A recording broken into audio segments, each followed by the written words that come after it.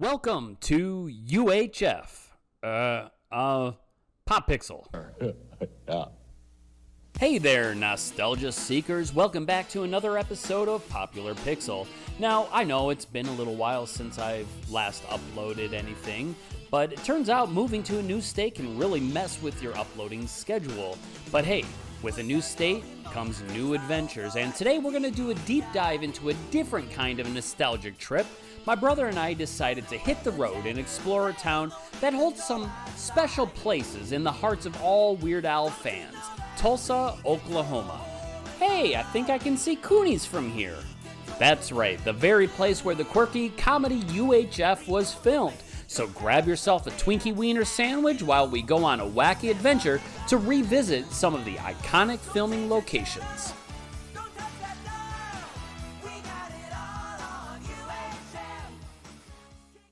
Our first stop, the legendary Spatula City, or as it is known in real life, Cox Cashsavers.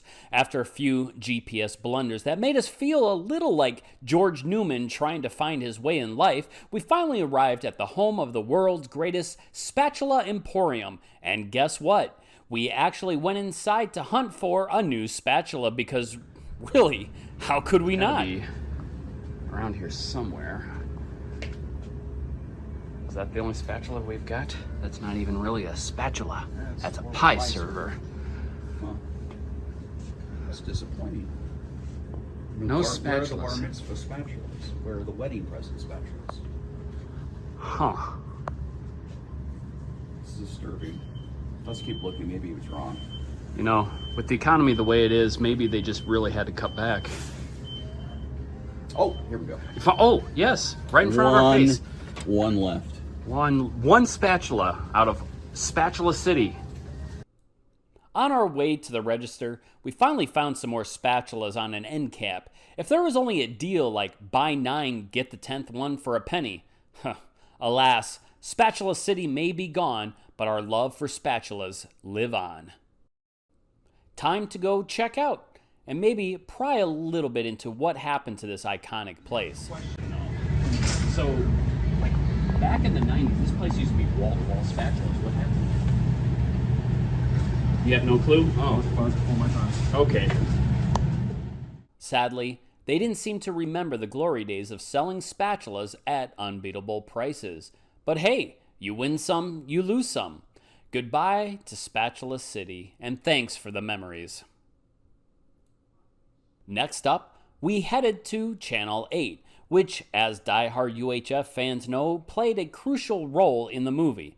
Unfortunately, much like R.J. Fletcher's heart, this place is locked up pretty tight. We wouldn't be able to get any closer, so we did what George would do. Imagine what it was like on the inside, and moved on.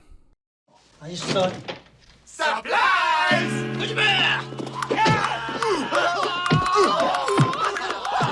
No UHF tour would be complete without visiting Uncle Harvey's house. There it is, Harvey's house. Oh yeah, now I recognize it. We drove up to the place where George's dreams almost got a rude awakening. The scene outside the house was brief in the movie, and we're not entirely sure if the interior shots were actually filmed here, but it's still cool to see where all of it began. On the way to Crazy Ernie's, It's a giant supermarket of cars! we stumbled upon a DUI school right across the street. DUI school? I don't need to go to school for that. It felt like a scene right out of the movie. Crazy Ernie selling cars while his customers shouldn't even be driving them? Coincidence? We think not. I got so many cars, people come up to me and say, "Hey, Crazy Ernie, where'd you get all those cars? Looky here. I got red cars. I got green cars. I got enough cars to choke a camel." Tell you what, friends, if nobody comes down and buys a car from me in the next hour, I'm gonna club this baby seal. That's right. I'm gonna club his seal to make a better deal. You know, I'll do it too. So this is at least where Crazy Eddie's used to be. Still a car lot, but Ernie, Eddie. I always called him Eddie. I always called him Odie. Odie. Anyways, this was his car lot, but everything in this area has completely changed. Even the buildings in the background. I thought maybe that this was a modified version of it, but I don't think it actually is when I go back and take a look. Next, we tried to check out the famous Bowling for Burgers location. Unfortunately, the place was packed, so we'll have to come back later. But just around the corner, we found Big Edna's, though it wasn't open yet, so we took advantage of the quiet to get some footage. Big Edna's, the place where George and Bob had their last stand before getting launched out the door. Big Edna, Big Edna. You sound like a broken record. Why are you so afraid of that pathetic tub of lard?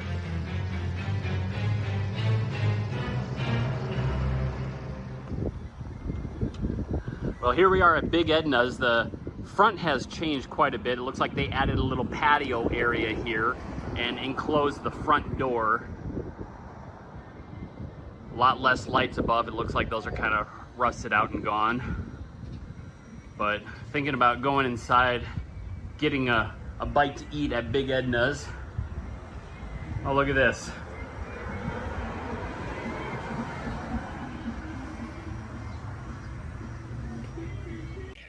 Gun control is for wimps and commies. So we're here at Big Edna's, or what is it called? Knotty Pig. Deciding to get some lunch. I'll take another angle here in just a little bit, but the entire restaurant basically is still the same. There's a little bit more color, it looks like, on the ceiling now. Guy with a good imagination. Well, at least not the people at the lumberyard, or the miniature golf course, or Floyd's fish market, or any of the other places you worked in the last month, right? Yeah, well, someday they'll be sorry. They'll be eating breakfast or something, and all of a sudden they'll say, "Hey, we screwed up!" By the way, if you ever find yourself in the Tulsa, Oklahoma area, why don't you go ahead and come on by the Knotty Pig? Seriously, it's a wonderful restaurant you won't want to miss. With our stomachs full, we headed out to check out Raoul's Wild Kingdom.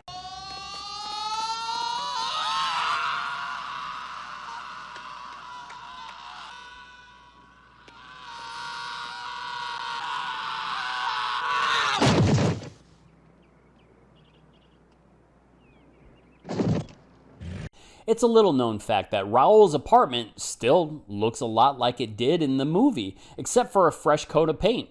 As we pulled up, I couldn't help but wonder if there were any turtles suctioning themselves to the ceiling inside. And not too many people know this, but the turtle is also nature's suction cup. Watch this. Did you see that? It sticks! Huh? In the movie, this is where Raoul famously taught us all that poodles aren't exactly cut out for flying. For those of you just joining us, today we're teaching poodles how to fly. Come here, Foofy. Foofy. Are you psyched? Are you ready? Okay. Here we go. Get ready and fly! Oh, man. Oh, man. But don't worry, no poodles were harmed today. We kept our visit strictly on the ground level. And let's just say this place still has the same quirky charm that made the scene so memorable. Time to see what's happening at City Hall, or rather the First Christian Church, which stood in for the City Hall in the movie. The building was for sale, but it's still just as beautiful as it ever has been.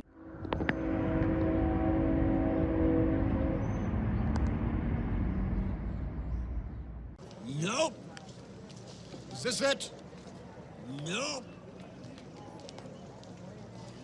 Is this it? Nope. Is this it? No, George, I can't delay the broadcast. It's hard to believe that this place was the setting for the iconic scene where Pamela Finkelstein had her run-in with Channel 8's reporter. We couldn't get inside, but the exterior is more than enough to bring back those memories. Mr. Mayor, hi. Richard Fletcher, Channel 8 News. How are ya?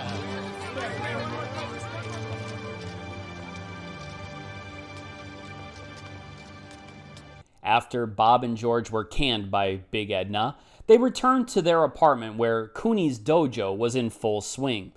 How could you do this to me? I knew this was gonna happen.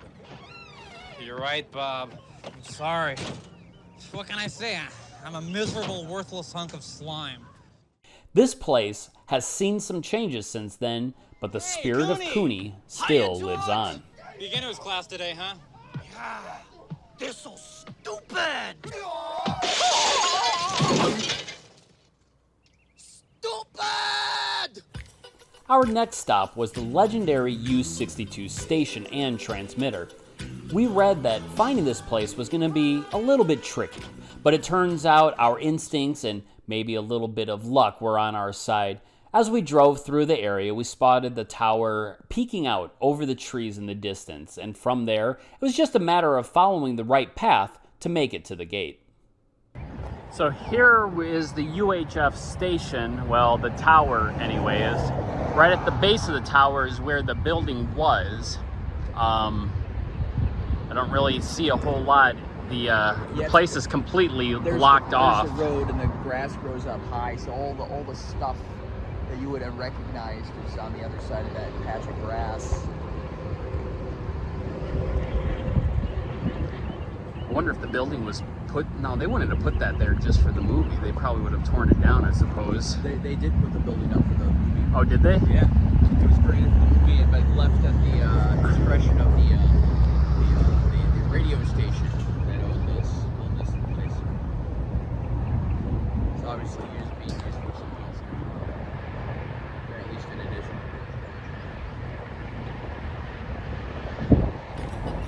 There it was, the U62 station and transmitter, standing tall and proud. It might not look like much, but this is where George Newman's dreams were broadcasted to the world. Just being here, you can almost hear the triumphant, George, we're the #1 station in town! Are you tired of sloppy, cut-rate funerals? You've tried the rest. Now try the best. Now with the U62 transmitter checked off our list, we turned our sights on Plots R Us mortuary services. Another short but unforgettable scene from the movie. Who could forget that offer for eternal peace at affordable prices? Hey, you up for some lunch? Think they might have a salad bar in there? Next, everybody's favorite, Chef Bernie invites you to go bowling for burgers. Finally, we made our way back to the Bowling for Burgers location.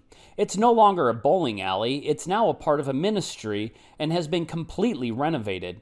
When we arrived, they were holding a service, so we left and we came back later. The staff, though, was incredibly accommodating and let us take a look around and even look at the building's history that was found within. Even with all the changes, you can still feel the echoes of its bowling alley days. I'm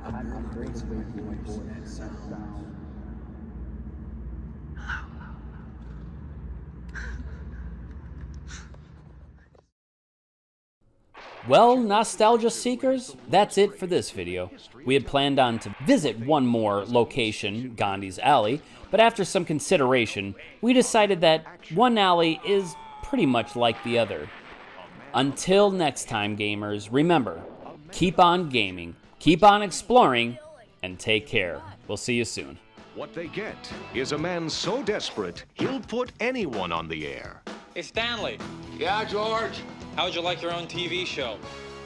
Okay.